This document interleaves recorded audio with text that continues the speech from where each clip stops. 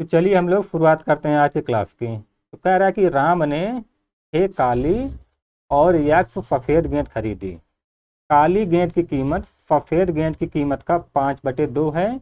Bill बनाते समय clerk ने गलती से काली और सफ़ेद गेंदों की संख्याओं को बदल दिया है। इसकी वजह से बिल जो है 45% बढ़ गया। तो यक्स का मान ज्ञात करो।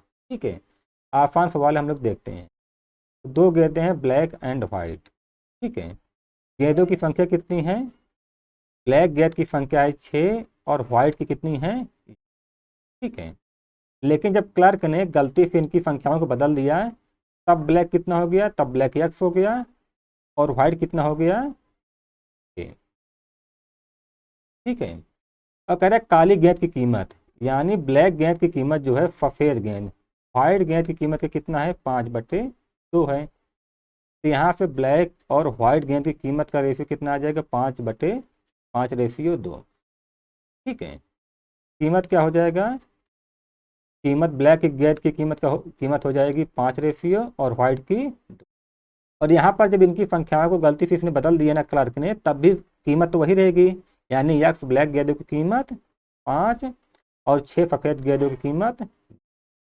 अब टोटल इस पर बिल कितना हो जाएगा ब्लैक का? तो 6 गेंदें हैं, कीमत 5 है, तो हो जाएगा 6×5 = 30 प्लस 2 यक्स। ठीक है, तो इस परिस्थिति में टोटल बिल जो है 30 + 2 यक्स बना।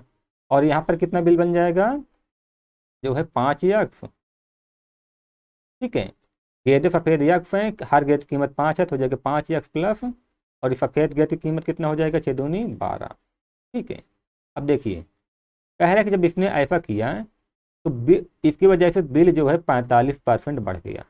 ठीक है, यानी हम लोग कह सकते हैं कि अगर ये बिल जो है 100% था, ये कितना हो गया? ये 145 हो गया, 145%। ठीक है, यही तो कह रहा है ना। यानी हम लोग कह सकते हैं कि 30 + 2 यक्स बटे 5 यक्स प्लस 12, ये किसके बराबर हो जाएगा? 30 + 2 यक्स बराबर है ये 100% के, और ये बराबर है 5 यक्स प्लस 12, ये हो जाएगा 145 के, है ना। और जब आप लोग इसको काटेंगे ना, तो यहाँ से यक्स का मान आ जाएगा 15। आप लोग कैलकुलेशन कर लीजिएगा। हम लोग क्लास को थोड़ा सा अब तेज़ी से लेकर चलते हैं। ठीक है, यही हम लोग का उत्तर हो जाएगा। आप लोग थोड़ा सा 1 बार या 2 बार 3 बार अभ्यास करिएगा। आप लोग को ऐसे सवाल ना बहुत आसान लगेंगे, और बताने के लिए आप लोग को इतना डिटेल में समझाना पड़ रहा है। ठीक है, अब कह रहा है किसी परीक्षा में 5% अभ्यर्थी अयोग्य घोषित हुए तथा योग्य अभ्यर्थियों में से 85% अभ्यर्थी सामान्य वर्ग के थे। ठीक है, योग्य अभ्यर्थियों में से यदि 4275 योग्य अभ्यर्थी अन्य वर्गों से हो तो कुल कितने अभ्यर्थियों ने आवेदन किया था? हम लोग मान लेते हैं कि यक्स अभ्यर्थियों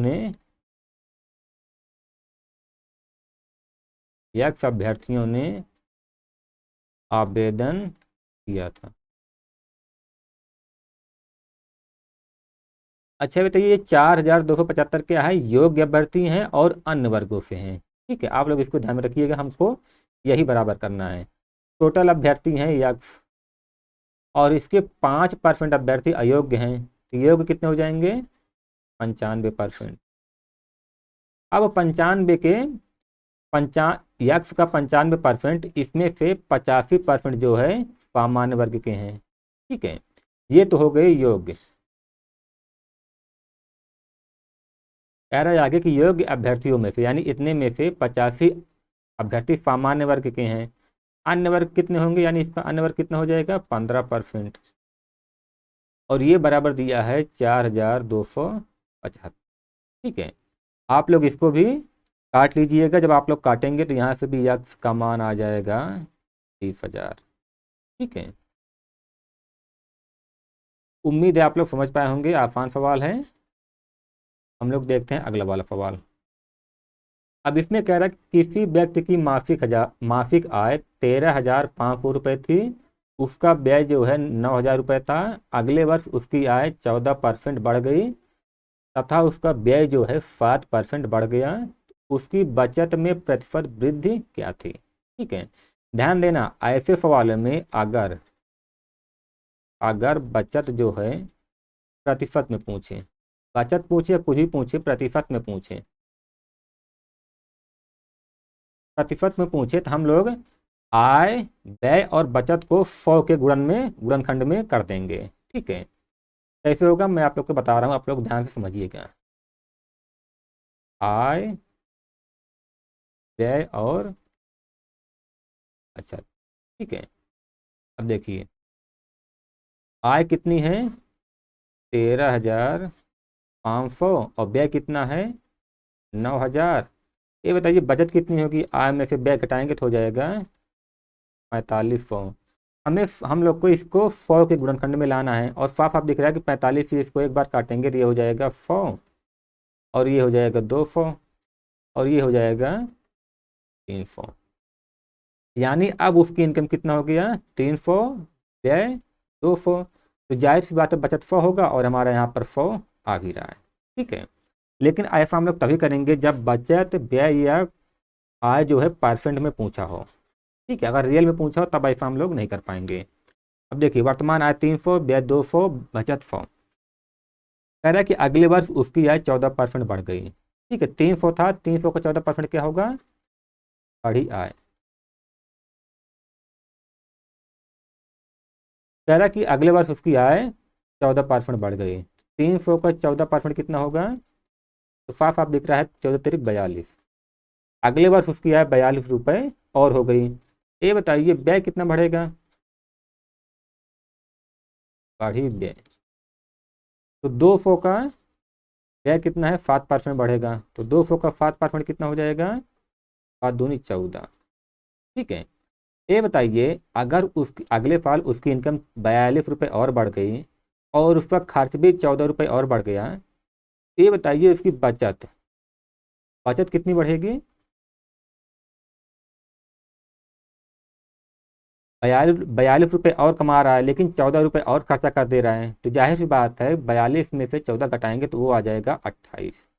ठीक है, यानी उसकी बचत जो है 28 28 और बढ़ गई। ठीक है, लेकिन पूछा है कि प्रतिशत वृद्धि क्या थी। ये बताइए उसकी बचत पहले कितनी थी 100, अब 28 और बढ़ गई, तो हम लोग डायरेक्ट कह सकते हैं कि उसकी बचत जो है 28% बढ़ गया। ठीक है, क्योंकि 28 जो है 100 का 28% ही होगा, है ना। अगर उसकी बचत पहले 100 थी और 28 और बढ़ गए तो हम लोग डायरेक्ट ऐसा भी कह सकते हैं कि उसकी बचत जो है 28% बढ़ गई। ठीक है, हम लोग आगे चलते हैं। अब इसमें कह रहा है कि 51,200 रुपये में भूखंड यानी जमीन खरीद कर उस पर 2,19,700 रुपये की लागत से बिल्डिंग बनाई गई। यदि भूखंड के मूल्य में 30% की वृद्धि तथा बिल्डिंग के मूल्य में 20% वार्षिक दर से कमी हो तो कितने वर्ष बाद दोनों का मूल्य बराबर हो जाएगा। हम लोग मान लेते हैं, माना x वर्ष बाद दोनों का मूल्य बराबर होगा, बराबर हो। ध्यान रखना ऐसे सवालों को ना अगर आप लोग 2-3 बार अभ्यास कर लेंगे ना तो साफ साफ दिख रहा है कि इसका उत्तर जो है होगा 3 वर्ष। इसको आप लोग को लगाने की ज़रूरत भी नहीं पड़ेगी। ठीक है, क्योंकि 512 और 512 जो है वो जो है 8 का क्यूब है और 2197 जो है 13 का क्यूब है। ठीक है, कैसे होगा मैं आप लोग को बता रहा हूँ। माना x वर्ष बाद दोनों का मूल्य बराबर हो जाएगा। भूखंड का मूल्य कितना है 51,200 और इसमें क्या हो रहा है कि हर साल जो है 30% की वृद्धि हो रही है, यानी हर साल 130% हो जा रहा है। तो हम लोग मान लेते हैं, माना हम लोगों ने कि यक्स वर्ष बाद दोनों का मूल्य बराबर हो जाएगा। तो उस पर कितने की लागत से बिल्डिंग बनाई गई 2,19,700। ठीक है, और बिल्डिंग के मूल्य में 20% कमी हो रही है। भूखंड के मूल्य में तो 30% की वृद्धि हो रही है, तो 100 से 130% हो गया। लेकिन जो इसकी बिल्डिंग है उसके मूल्य में 20% कमी हो रही है, तो 100 से कितना हो जाएगा 80। अब कितने साल में बराबर हम लोगों ने माना है 3 x। ठीक है, इसका भी x कर दिया, इसका भी x। अब हम लोग इसको हल करेंगे। देखिए 2 जीरो इधर है, 2 जीरो इधर काट देंगे, 100 इधर है, 100 इधर, ब्रैकेट टूटेगा कट जाएगा। 0 से 0 ये भी कट जाएगा, आ जाएगा 13/8। इस पर पावर क्या हो जाएगा, यक्स। ठीक है, दोनों का पावर समान है यक्स, 8 चलाएगा इसके नीचे, इसकी दोनों की पावर यक्स हो जाएगी। ठीक है, अब ये हो जाएगा 2197/514। ठीक है, और 12 है। अब देखिए 13/8 पावर क्या है, यक्स है। ये बताइए 2197 ये जो है 13 का स्थान है। हम लोग इसको लिख सकते हैं कि 13 का क्यूब बटे 512 जो है 8 का स्थान है। हम लोग इसको भी लिख सकते हैं 8 की क्यूब। ठीक है, 13/8 घात यक्स बराबर 13/8, इसकी भी घात हम लोग 3 हो जाएगा क्योंकि दोनों का कॉमन है। तो ये बताइए, देखिए 13/8 बराबर, यानी इसकी पावर को हम लोग बराबर कर सकते हैं। तो यक्स बराबर कितना आ गया, 3। ठीक है, 3 वर्ग, और यही हमारा उत्तर हो जाएगा। ठीक है, अगली बार जब आप लोग इस सवाल को हल करना चाहें तो यहाँ पर जिस चीज़ के क्यूब या क्यूब दिया हो, स्क्वायर दिया हो, आप लोग उसी को वही यहाँ पर उत्तर हो जाएगा। ठीक है, आसान सवाल था, हम लोग आगे चलते हैं। कह रहा है कि सेल्फ बी में जितनी पुस्तकें हैं सेल्फ ए में उसकी 4/5 हैं।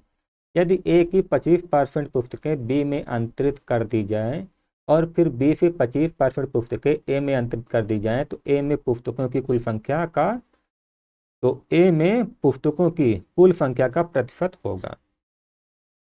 देखिए आसान सवाल है, आप लोग देखिए, तो आप लोग ध्यान से लगाया करिए। ठीक है, सवाल आसान है, बिल्कुल भी कठिन नहीं है। कह रहा सेल्फ बी में जितनी पुस्तकें हैं सेल्फ में उसकी 4/5 है। हम लोग मान लेते हैं कि बी में जो है 100 पुस्तकें हैं। ठीक है, मान लेते हैं हम बी में 100 पुस्तकें हैं, ए में इसकी 4/5 है, तो ए में 100 की जो है 4/5 हो जाएंगी, ये हो जाएगा 80। ठीक है, अब आगे कह रहे हैं यदि ए की 25% पुस्तकें, ये बताइए ए की 80 की 25% पुस्तकें कितनी हो जाएंगी, 25 चौको 100 यानी 30। ठीक है, कह रहा है कि 25% पुस्तकें बी में अंतरित कर दी जाएँ। ये बताइए ए की 25% पुस्तकें बी में अंतरित करनी है, ए की यानी 80 की 25% कितना होगा, 20। 80 का 20 पुस्तकें इसमें कर दिया गया तो ए में कितना बचा, 8, और बी में कितना हो जाएगा, 100 से 120 हो जाएगा, है ना। फिर आगे कह रहा है कि फिर बी से 25% पुस्तकें यानी बी यानी 120 का 25% कितना हो जाएगा, 30। कह रहा है बी से यानी 120 से 25% पुस्तकें ए में अंतरित कर दिया गया, यानी 120 में से 120 का 25% कितना होगा, 30। 120 में से 30 यहाँ पर भेज दिया गया, अगर यहाँ से हम लोग 30 इसमें भेजेंगे तो ये कितना हो जाएगा, ये हो जाएगा 90, और 30 इसमें भेजेंगे तो ये भी हो जाएगा 6। ठीक है, कह रहा ए में कुल पुस्तकों की कुल संख्या का प्रतिशत होगा। ए में अब पुस्तकें कितनी हैं, 90, बी में कितनी है, 90। यहाँ पर साफ साफ दिख रहा है कि कुल पुस्तकें कितनी हैं, जो है कुल पुस्तकें कितनी हैं, 90 + 90 यानी 180। ठीक है, यानी आधी इसमें है आधी इसमें, तो हम लोग डायरेक्ट कह सकते हैं कि 50%। ठीक है, 50% ए की पुस्तकों की कुल संख्या का ए में कुल पुस्तकों की संख्या का कितना परसेंट है, 50%। ठीक है, या आप लोग ऐसे भी कर सकते हैं कि ए में 90 पुस्तकें हैं, टोटल पुस्तकें 180 निकालेंगे परसेंट में तो आ जाएगा इससे भी 50%। ठीक है, उम्मीद है आप लोग समझ पाए होंगे।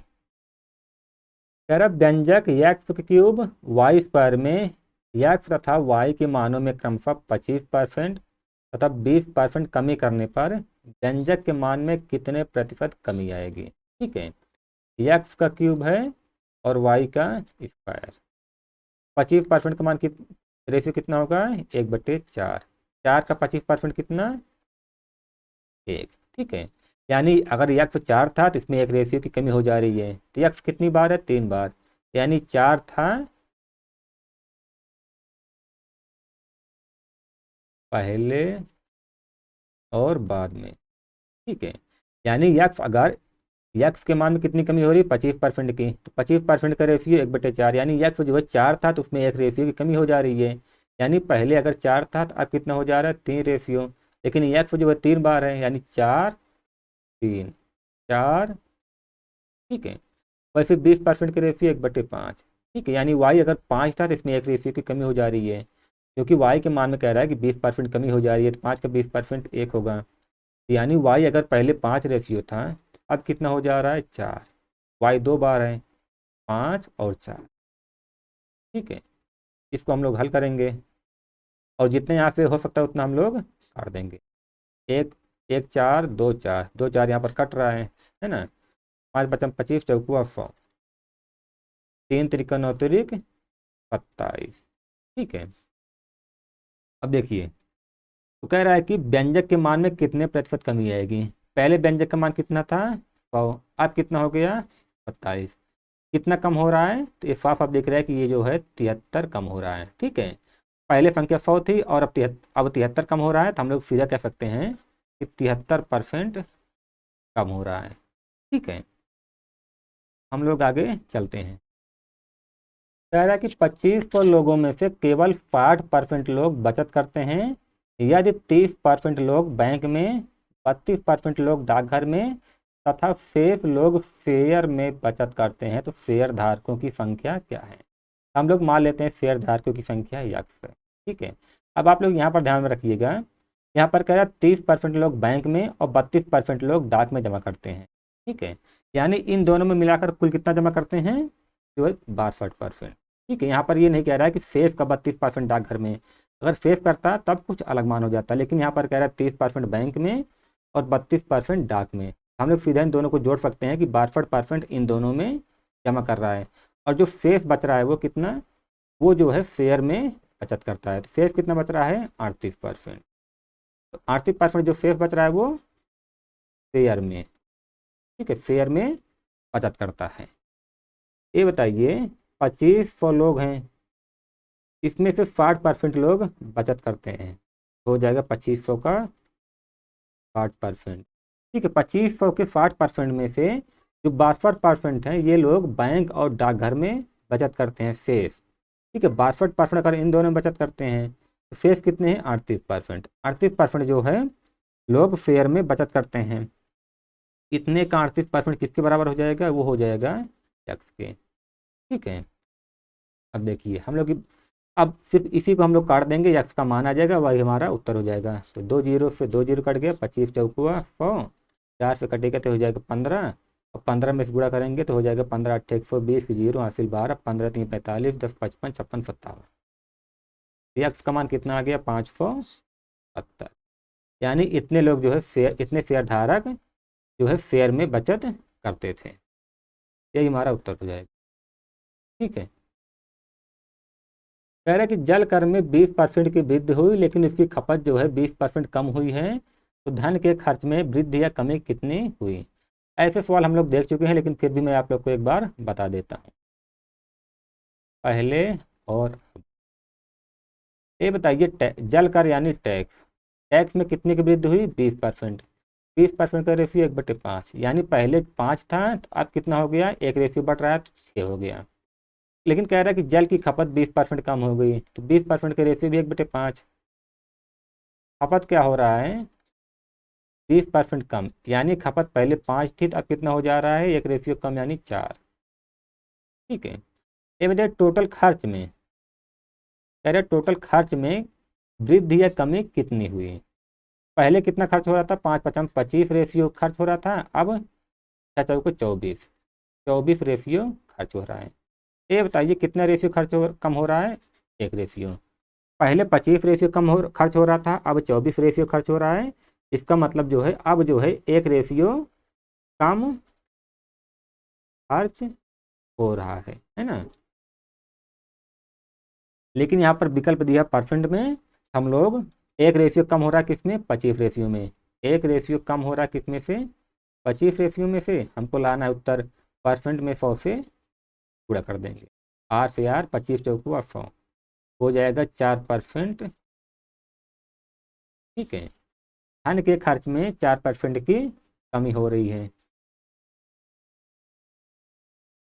कह रहा है कि ए का 60% बराबर बी का 30% है, बी सी का 40% है और सी ए का x% है, तो x का मान क्या है। हम लोग को तीनों का रेशियो निकालेंगे, ए बी और सी। रेशियो आसान होता है, ए का 60% क्या होगा, बी का 30। ठीक है, दोनों तरफ परसेंट का निशान रहेगा तो वो कट जाएगा। तो यहाँ से ए अपॉन बी, इन दोनों का रेशियो क्या हो जाएगा, 30 एकम 30, 30 दूनी 60, 1/2 हो जाएगा 2, है ना। देखिए 30 से भी कट रहा है एक बार और ये 2 बार, तो ए और बी का रेशियो कितना आ गया, 1/2। और आगे कह रहा है बी सी का 40% है, बी जो है सी का 40% है। यहाँ से बी और सी का रेशियो कितना हो जाएगा, 20 दूनी 40, 20 × 5। बी और सी का रेशियो, दो रेशियो, तीनों का रेशियो निकालेंगे तो इन दोनों का गुणा हो जाता है, 1 2 कम 2, इन दोनों का गुणा 2 दूनी 4, फिर इन दोनों का गुणा 2 पंचे, 2 से और कटेगा, 2 1 कम 2, 2 दूनी 4, 2 पंचे 10। ए बी और सी इन तीनों का रेशियो कितना आ गया, 1 2 और 5। कह रहा है सी ए का x% है, ठीक है। सी जो है ए का x% है, परसेंट हटेगा नीचे, कब आ जाएगा, ठीक है। ये बताइए सी का रेशियो कितना है, 5, बराबर ए का रेशियो कितना है, 1, x/, यहाँ से x बराबर हो जाएगा, 100 का गुणा इसमें हो जाएगा तो हो जाएगा 500। x का मान कितना आ गया, 500। ठीक है, हम लोगों ने यहाँ पर कुछ किया नहीं, जैसा ही सवाल में कह रहा है सिर्फ वैसा ही हम लोग करते चले गए और यहाँ x का मान 500 आ गया। ठीक है, कह रहा सी ए का x% है, सी का मान कितना है यहाँ पर 5 है, ए का मान 1 है, 1 का x%, यहाँ से फिर गुणा हो जाएगा, x बराबर आ जाएगा 500। ठीक है, उम्मीद है आप लोग समझ पाए होंगे। लोग आगे चलते हैं। अभी इस सवाल को मैं पहले ही बता चुका हूँ तो इसको मैं आप लोग को बताऊंगा नहीं, आप लोग खुद ही हल करिएगा। लेकिन अगर आप लोग चाहते हैं तो मैं आप लोग को एक बार जल्दी से बता देता हूँ। कह रहा किसी कार्यालय में स्टाफ का 40% महिलाएं हैं, 70% महिला स्टाफ और 50% पुरुष स्टाफ विवाहित हैं, तो कार्यालय में अविवाहित स्टाफ का प्रतिशत क्या है। इसको मैं बता चुका हूँ, आप लोग एक बार लगाने का प्रयास करिए फिर मैं बता रहा हूँ। ठीक है, मान लेते हैं हम कार्यालय में कुल जो है 100 स्टाफ हैं, या आप लोग नहीं मानेंगे तब भी चलेगा। मेल और फीमेल, फीमेल कितनी है 40, तो मेल कितने हो जाएंगे 60। पूछा क्या है अविवाहित स्टाफ, ये बताइए 70% महिला स्टाफ जो है विवाहित हैं, 60 का 70% विवाहित है, तो 60 का 30% जो है क्या हो जाएगा, अविवाहित, है ना।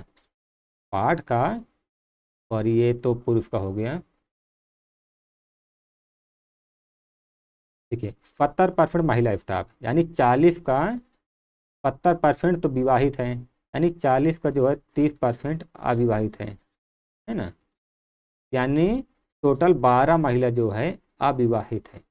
और कह रहा है कि 50% पुरुष विवाहित हैं, 60 का 50% पुरुष विवाहित हैं तो 60 का 50% अविवाहित होंगे, है ना।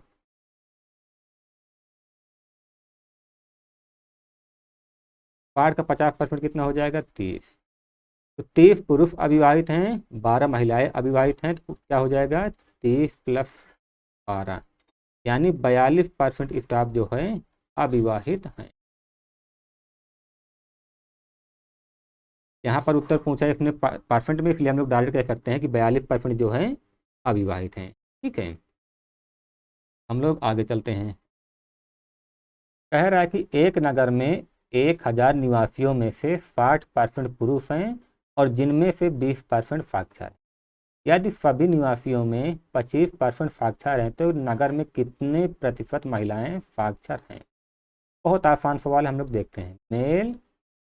मेन एंड टोटल 1000 हैं, 1000 में 60% पुरुष हैं, 40% महिलाएं हो जाएंगी। 1000 का 60% निकालेंगे तो हो जाएगा 600। ठीक है, 600 पुरुष हैं और 400 महिलाएं हैं। कह रहा है कि 60, तो 1000 का 60% यानी 600। कह रहा है कि इसमें 6 पुरुष में 600 में से 20% साक्षर हैं, तो पुरुष में साक्षर कितने हो जाएंगे, 600 का 20%, ये हो जाएगा 120 पुरुष जो है वो साक्षर हैं। कह रहा है कि सभी निवासियों में से 25% साक्षर हैं, तो कुल फैक्टर कितने हो जाएंगे? 1000 का 25% ना, दिया हुआ इसमें सवाल में, हो जाएगा 250। ये बताइए टोटल फ्रैक्चर कितने हैं? 250, और 100, 250 में से 120 पुरुष फ्रैक्चर हैं, तो महिला फ्रैक्चर कितने हो जाएंगे? महिला कितनी हो जाएंगी? टोटल में से 120 हटा देंगे तो हो जाएगा 130। ठीक है, टोटल 130 महिला साक्षर हैं, लेकिन पूछा है कि कितने प्रतिशत महिलाएं साक्षर हैं, पूछा है परसेंट में। प्रतिशत में हो जाएगा 130 महिलाएं साक्षर हैं, कितने में से? 400 में से, क्योंकि महिलाओं की संख्या 400 है। और पूछा परसेंट में, तो 100 से गुणा कर देंगे, 2 जीरो कट जाएगा, ये हो जाएगा 4×3 = 12, 4×2 = 4, 4×5 = 20, 32.5%। ठीक है, इतनी महिलाएं जो हैं साक्षर हैं। उम्मीद है आप लोग समझ पाए होंगे। अब इसमें कह रहा है कि ए का वार्षिक वेतन का 25% बी के वार्षिक वेतन के 80% के बराबर है। बी का मासिक वेतन सी के मासिक वेतन का 40% है। सी का वार्षिक वेतन 6 लाख है, तो ए का मासिक वेतन कितना? हम लोग कुछ नहीं करना, ए बी और सी का रेशियो निकालने लगा। ठीक है, कह रहा है ए के वेतन का 25%, यानी ए के वेतन का 25% बराबर है बी के वेतन का 80%। यहाँ से A/B, इन दोनों का आप लोग निकालेंगे रेशियो, तो हो जाएगा 5×5, 5×5 = 30, 5% 25। ठीक है, ए और बी के वेतन के रेशियो क्या आ गया? 16/5। आगे कह रहा है कि बी का मासिक वेतन, बी का मासिक वेतन बी के मासिक वेतन का 40% है। ठीक है, यहाँ से बी और सी का रेशियो क्या आ जाएगा? 20×2 = 40, 20×5 = 100। बी और सी के वेतन का रेशियो क्या आ गया? 2:5। अब देखिए आप लोग सोच रहे होंगे कि ये तो वार्षिक वेतन का रेशियो है, ये 16 और 5, ये 2, 5 मासिक। तो ध्यान रखना रेशियो में चाहे मासिक पूछे चाहे वार्षिक, दोनों बराबर आएगा। क्योंकि अगर आप लोग इसको फलाना भी करना चाहेंगे ना, तो यहाँ पर 12 से डिवाइड करेंगे, इसको भी 12 से इसको भी डिवाइड करेंगे। ठीक है, 2 को भी 12 से डिवाइड करेंगे और 5 को भी 12 से डिवाइड करेंगे, तो ऊपर नीचे दोनों 12 से गुणा हो जाएगा, तो 12 तो वैसे ही कट जाएगा। तो रेशियो में आप लोग किसी भी संख्या से ऊपर नीचे गुणा करते हैं, उससे कोई फर्क नहीं पड़ता। ठीक है, देखिए 2 मंथली है, इसको हम लोग को सालाना अगर बनाना है तो 12 से गुणा करना पड़ेगा, तो ऊपर भी 12 से गुणा होगा, नीचे भी 12, तो 12 वैसे ही कट जाएगा, तब भी रेशियो 2:5 आएगा। ठीक है, अब देखिए ए बी सी का रेशियो कितना हो जाएगा? 16×2 = 32, बी का हो जाएगा 5×2 = 10, और सी का हो जाएगा 5×5 = 25। ठीक है, पूछा क्या है? सी का वेतन 6 लाख है। ठीक है, सी के वेतन रेशियो कितना है? 25 रेशियो, यानी 6 लाख, 6 लाख जो है 25 रेशियो के बराबर है। पूछा क्या है? ए का मासिक वेतन कितना है? ए का वेतन कितना है? 32 रेशियो, और पूछा है मासिक। ठीक है, लेकिन ये जो आ रहा है ये फलाना आ रहा है, मासिक लाने के लिए हमको इसमें 12 से डिवाइड करना पड़ेगा। ठीक है, तो आर से आर कट गया, 12 से काटेंगे, 12×5 यहाँ पर 60 हो जाएगा। ठीक है, ये हो जाएगा 50,000, और 25 से काटेंगे 2 बार जाएगा। ठीक है, ये हो जाएगा 32×2 = 64, तो हो जाएगा 64,000। ठीक है, ए का मासिक वेतन कितना हो जाएगा? वो हो जाएगा 64,000। उम्मीद है आप लोग समझ पाए होंगे। अगर आप लोग कैलकुलेशन यहाँ पर दिक्कत हो रही है आप लोग को करने में, तो आप लोग थोड़ा सा अपने आप से कर लीजिएगा। ठीक है, अब ये तो बहुत आसान सवाल है। कह रहा है कि 2 संख्याएं तीसरी संख्या से क्रमशः 30% और 37% कम है, दूसरी संख्या पहली संख्या से कितने प्रतिशत कम है? हम लोग 3 संख्याएं 1, 2 और 3, हम लोग मान लेते हैं, माना तीसरी संख्या क्या है? वो 100। ठीक है, क्योंकि परसेंट में दिया है तो हम लोग मान लेते हैं तीसरी संख्या 100 है, तो तीसरी संख्या 100 हो जाएगी। कह रहा है 2 संख्याएं तीसरी संख्या से क्रमशः 30% और 37% कम है, यानी पहली संख्या तीसरी संख्या से कितना कम है, 30%। तो पहली संख्या कितनी हो जाएगी, 70। और दूसरी संख्या तीसरी संख्या से कितनी कम है, 37। ये कितना हो जाएगा, 63। अब क्या कह रहा है कि दूसरी संख्या पहली संख्या से कितने प्रतिशत कम है। ये बताइए, दूसरी संख्या पहली से कितनी कम है, 7 कम है, लेकिन पूछा परसेंट में। 7 कम है किसकी तुलना में, 70 की तुलना में। उत्तर लाना है परसेंट में, 100 से पूरा हो जाएगा। 7 एकम 7, 0 से 0 यानी 10% कम है। ठीक है, आसान सवाल था। अब ये तो बहुत आसान सवाल है, इसको आप लोग चाहे रेसिप लगाइए या बेसिक लगाइए, बिना पेन चलाए भी इसका उत्तर आ जाएगा। यदि किसी पुरानी वस्तु की कीमत 20% घटा दी जाए और फिर उसकी कीमत 10% और घटा दी जाए तो कुल कीमत में कितने कटौती हुई। ठीक है, अगर कोई संख्या 100% है, इसको 20% घटाएंगे तो कितना हो जाएगा, ये हो जाएगा 80। यार अब फिर उसकी कीमत में 10% कटौती हुई, 80 का 10% कितना हो जाएगा, ये हो जाएगा 8। ठीक है, यानी 8 फिर कटा दिया गया है। 80 में से 8 घटाएंगे तो कितना हो जाएगा, ये हो जाएगा 72। संख्या 100 थी, अब हो गई 72। कितनी कटौती हो रही है, ये हो रही है 28%। ठीक है, आप लोग रेशियो भी लगा सकते हैं। 20% घटा दिया गया, 20% का रेशियो कितना हो जाएगा, 1/5। यानी पहले संख्या 5 थी, तब कितना हो गया, 4 पहले और अब। ठीक है, और कह रहा है फिर उसकी कीमत जो है 10% और घटा दिया गया है। 10% का रेशियो 1/10, यानी 10 था तो अब हो जा रहा है, पहले संख्या क्या थी, 10 बचे 50, अब कितनी हो रही है, 9 चौक 36। ठीक है, कह रहा है कीमत में कुल कितनी कटौती हुई।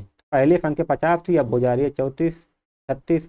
कितनी कटौती हो रही है, 14 की। 14 की कटौती हो रही है कितने में से, 50 में से। उत्तर लाना है परसेंट में, 100 से पूरा हो जाएगा, है ना। 50 दूना 100 और 14 दूनी 28%। ठीक है, उम्मीद है आप लोग समझ पाए होंगे। तो हम लोग आज की क्लास यहीं पर ख़त्म करते हैं, मिलते हैं आप लोग से अगले वीडियो में।